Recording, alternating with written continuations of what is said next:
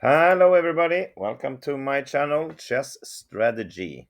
In today's mission, we are going to solve this study, White to play and win. And as you see, we are pawn up. Pawns are going in this direction. But it's not that easy. It's pretty hard, actually. So there's, as always, only one variation that leads to victory here. If we make one little mistake, black will be able to save a draw out of this. So we have to be careful. Now it's time for you to pause the video, analyze this on your own time, and see if you can find out how white has to play from here to win. Go ahead. And welcome back. Okay, so first move, we obviously have three different choices here. These are the only three potential moves we have. So let's look at them. If we push the pawn, we will allow black to reach this square here, g6, which is a very good square for the black king. We cannot push further. We cannot push this pawn. We're forced to go back. And actually here, black can play this simple move, h5. Now we are forced to exchange this pawn. If we just do something like this, he will exchange for us instead, and his king is in the right place to stop the pawn. So this is not winning. So we are not pushing this pawn. What if we make the king move there instead to g4? Again, we will then allow black to come to g6, and this is the place where he really wants to be.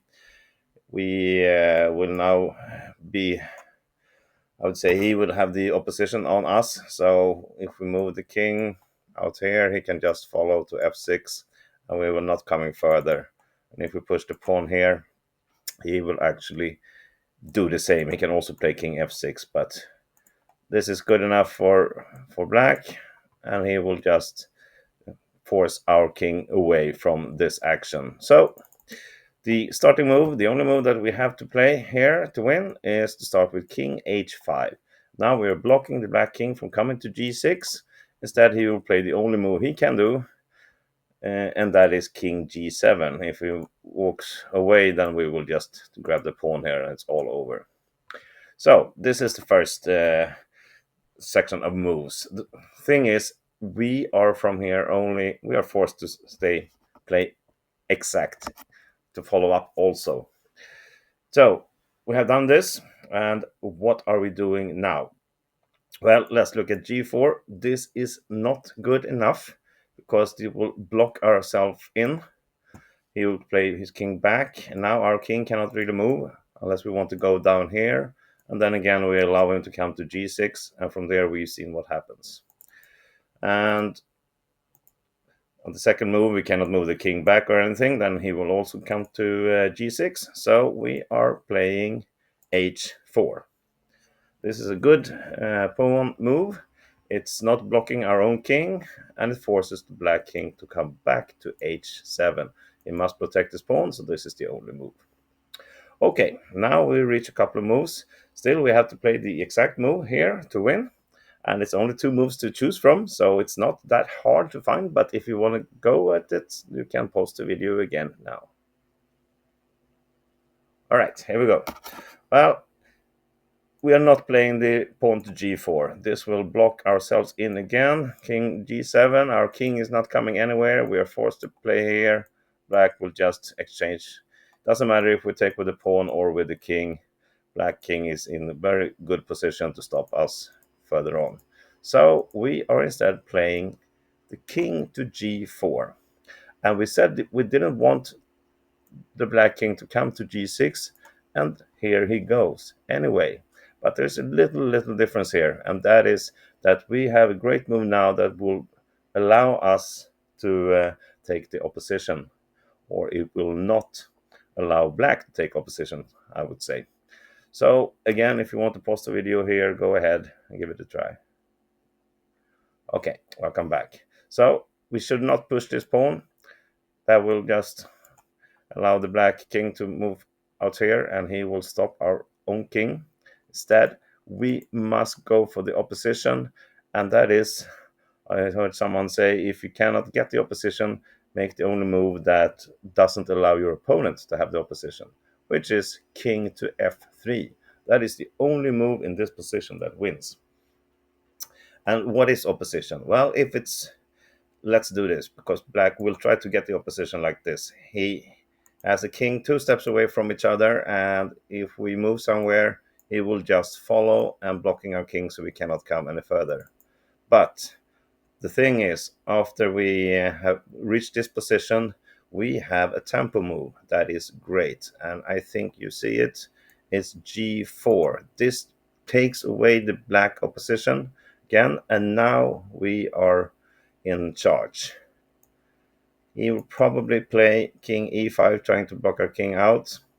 And now we just follow with king e3. And now we have the opposition. We're 2 steps away. Black has to move. He cannot sacrifice this pawn. We will not take it. We will just pass.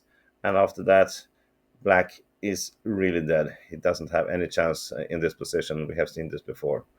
So instead, black will try to perhaps go to d5. Well, that allows us to come to f4. We can look at this. We can also look at if it goes back somewhere, and then we just, now it's very easy for us. We follow. We do not go to f4. Instead, we keep the opposition, just follow him like this. If we would have went to f6, then we play the king to f4. We could also go to d4 to have a distant opposition, but this is just forcing black back. But we can look at this. Goes to d5. He allows us to come to f4. Then it comes back to e6. And again, there's only one way we can win here. And it's not pushing any pawns. We are instead focusing on the opposition, king versus king. So we simply go back to e4. We have to push the king back further before we can start moving our pawns. I would say black will go to f6. There's so many different moves to look at, but if it's the same, if he goes back, then we just follow and put him in opposition like this. So then we will go here or here. So black will do his best to stop us as far as possible. And of course, now it's no point in going back to f4. We've been there. So instead, we move around. King cannot go. This is still losing pretty quick for him. Go with check. And this is just showing this. This is way too slow for black. You see here. I mean, we will promote with a check, and the pawn is just too far away for black. So there's no point in doing that. Instead, he will perhaps try king e7. And now you know the drill. We just keep on claiming the opposition like this. It comes to f7. We play f5. We go here.